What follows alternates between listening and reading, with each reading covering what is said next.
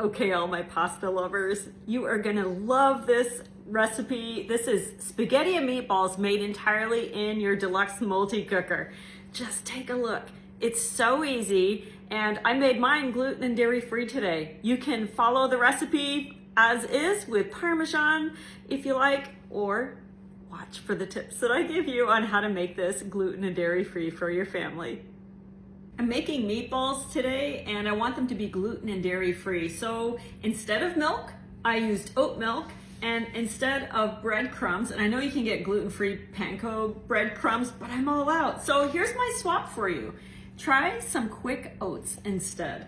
In here I have all of my ingredients. That oat substitution adds a little extra nutrition to your meatballs and it will absolutely work. So that's your tip for today.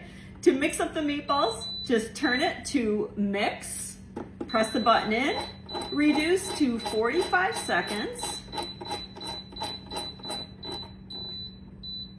push the button, it does all the work for you. I love using the medium scoop for portioning meatballs. The perfect amount. So it's not just for cookies. After they're all portioned, I just roll them lightly into my hands to make them a little bit more uniform. If you want to, after your meatballs are all rolled, you can freeze them on parchment paper so they'll be ready when you want to cook them a different day. Or you can go ahead and cook them, freeze them cooked already for another day, or you can use them all the day that you make them. The choice is yours. How do you like to meal plan? We're gonna start off by browning our meatballs. If you're buying pre-made meatballs, you can skip this step, but I made homemade today. I've got it on the sear feature on high, and I just want to brown these all around the edges. You probably have to do this in batches.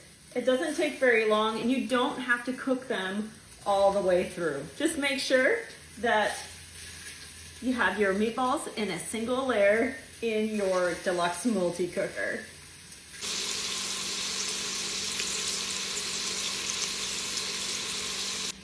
I'm gonna use the 5-in-1 opener to open my spaghetti sauce jar. This side here opens bottles. This one will release tabs. This will release your water bottles, and then this side is for your jars. So you just bring the hook to the edge and you're only gonna release the seal. There you go. And then it's easy to take off.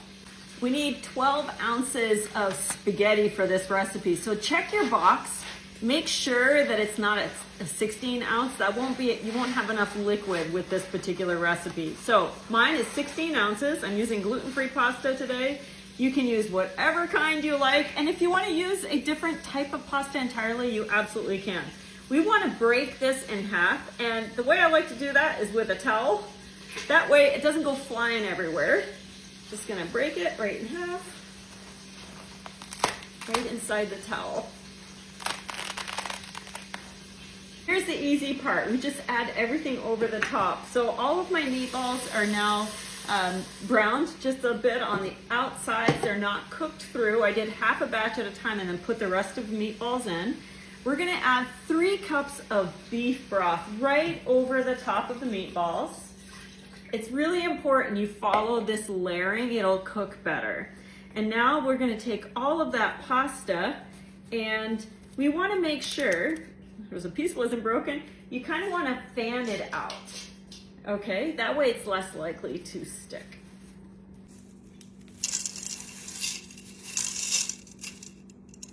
Finish off by pouring the sauce right over the top of the pasta. You like, add a little water to your sauce jar, just to use every last bit of it. I love the Rayo sauce. Have you tried this brand? It's really good. It's got very little sugar in it. It tastes amazing. It's a little pricey, but you can find really good deals on it at places like Aldi or Sam's Club. And I'm just gonna go ahead and spread that sauce over the top. We're gonna add the lid. Make sure that your silicone gasket is pushed in all of the way. And we're just going to use the custom feature So while it's blinking, you're gonna reduce the time to 8 minutes.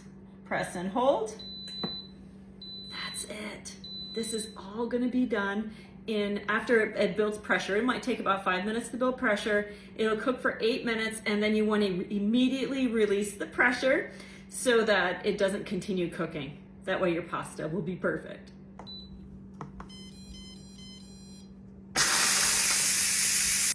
Let's take a look. I like to take some tongs, give everything a stir. It will thicken up as it sits. I find sometimes the gluten-free noodles stick together a little bit more, but it's okay. We'll stir it up, it'll be just fine. It's all ready, and I'm packing this for sharing. So I've got some in the insulated bowl, and then I've got some in my leak-proof containers. This will be a delicious meal, and take a look at the bottom here. Nothing sticks. It's so wonderful. I love the stainless insert of this bowl. So here we are. If you want to add a little garnish, I've got some fresh basil. Sprinkle over the top. Everybody's gonna be happy with dinner tonight, and it makes a lot. I hope you'll give this recipe a try. Everybody's going to be thrilled, and if you're taking it to transport, the insulated bowls will keep everything hot for a couple of hours, and when it's time to serve, just put it on the hook for easy and clean serving. Thanks for watching.